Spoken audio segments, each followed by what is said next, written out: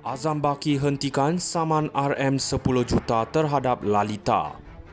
Kuala Lumpur, Ketua Pesuruhjaya Suruhanjaya Pencegahan Rasuah Malaysia SPRM, Tan Sri Azam Baki memberhentikan saman yang dikemukakan beliau terhadap whistleblower penyelidik kanan Pusat Memerangi Kronisme dan Korupsi C4, K. Lalita.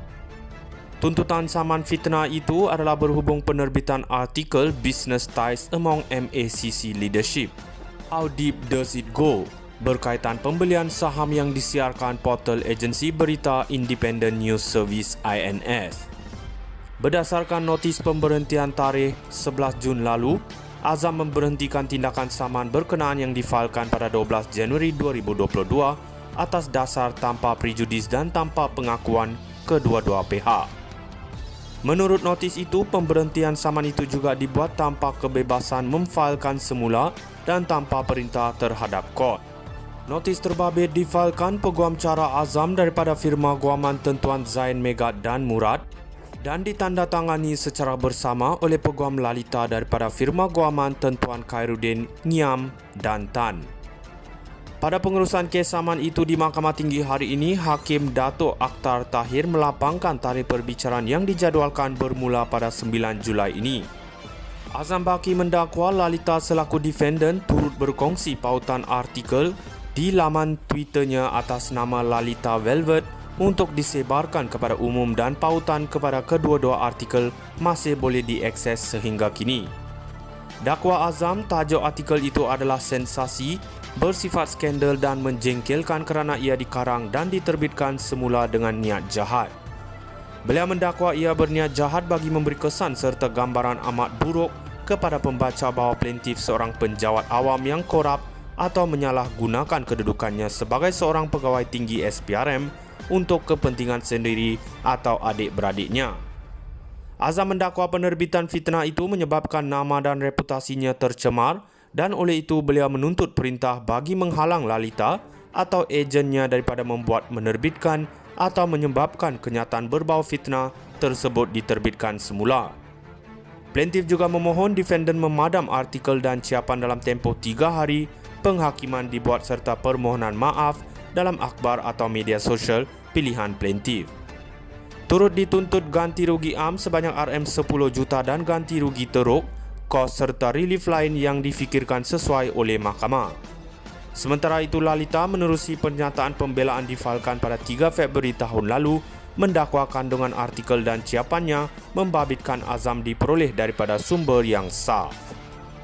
Azam Baki hentikan saman RM10 juta terhadap Lalita. Kuala Lumpur, Ketua Pesuruhjaya Suruhanjaya Pencegahan Rasuah Malaysia SPRM, Tan Sri Azam Baki memberhentikan saman yang dikemukakan beliau terhadap whistleblower penyelidik kanan Pusat Memerangi Kronisme dan Korupsi C4, K. Lalita. Tuntutan saman fitnah itu adalah berhubung penerbitan artikel Business Ties Among MACC Leadership. How Deep Does It Go? Berkaitan pembelian saham yang disiarkan portal agensi berita Independent News Service INS. Berdasarkan notis pemberhentian tarikh 11 Jun lalu, Azam memberhentikan tindakan saman berkenaan yang difailkan pada 12 Januari 2022 atas dasar tanpa prejudis dan tanpa pengakuan kedua-dua pihak. Menurut notis itu, pemberhentian saman itu juga dibuat tanpa kebebasan memfailkan semula dan tanpa perintah terhadap kod.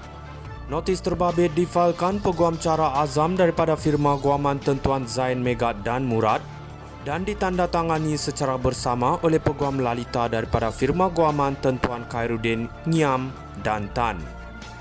Pada pengurusan kes saman itu di Mahkamah Tinggi hari ini, Hakim Datuk Akhtar Tahir melapangkan tarikh perbicaraan yang dijadualkan bermula pada 9 Julai ini. Azam Baki mendakwa Lalita selaku defendant turut berkongsi pautan artikel di laman Twitternya atas nama Lalita Velvet untuk disebarkan kepada umum dan pautan kepada kedua-dua artikel masih boleh diakses sehingga kini. Dakwa Azam, tajuk artikel itu adalah sensasi, bersifat skandal dan menjengkelkan kerana ia dikarang dan diterbitkan semula dengan niat jahat. Beliau mendakwa ia berniat jahat bagi memberi kesan serta gambaran amat buruk kepada pembaca bahawa plaintif seorang penjawat awam yang korup atau menyalahgunakan kedudukannya sebagai seorang pegawai tinggi SPRM untuk kepentingan sendiri atau adik-beradiknya. Azam mendakwa penerbitan fitnah itu menyebabkan nama dan reputasinya tercemar dan oleh itu beliau menuntut perintah bagi menghalang Lalita atau ejennya daripada membuat, menerbitkan atau menyebabkan kenyataan berbau fitnah tersebut diterbitkan semula.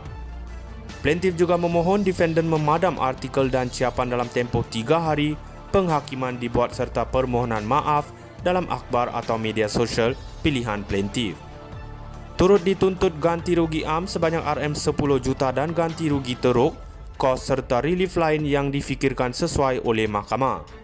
Sementara itu, Lalita menerusi pernyataan pembelaan difalkan pada 3 Februari tahun lalu mendakwa kandungan artikel dan ciapannya membabitkan Azam diperoleh daripada sumber yang sah. Azam Baki hentikan saman RM10 juta terhadap Lalita. Kuala Lumpur, Ketua Pesuruhjaya Suruhanjaya Pencegahan Rasuah Malaysia SPRM, Tan Sri Azam Baki memberhentikan saman yang dikemukakan beliau terhadap whistleblower penyelidik kanan Pusat Memerangi Kronisme dan Korupsi C4, K. Lalita. Tuntutan saman fitnah itu adalah berhubung penerbitan artikel Business Ties Among MACC Leadership. How Deep Does It Go? Berkaitan pembelian saham yang disiarkan portal agensi berita Independent News Service INS. Berdasarkan notis pemberhentian tarikh 11 Jun lalu, Azam memberhentikan tindakan saman berkenaan yang difalkan pada 12 Januari 2022 atas dasar tanpa prejudis dan tanpa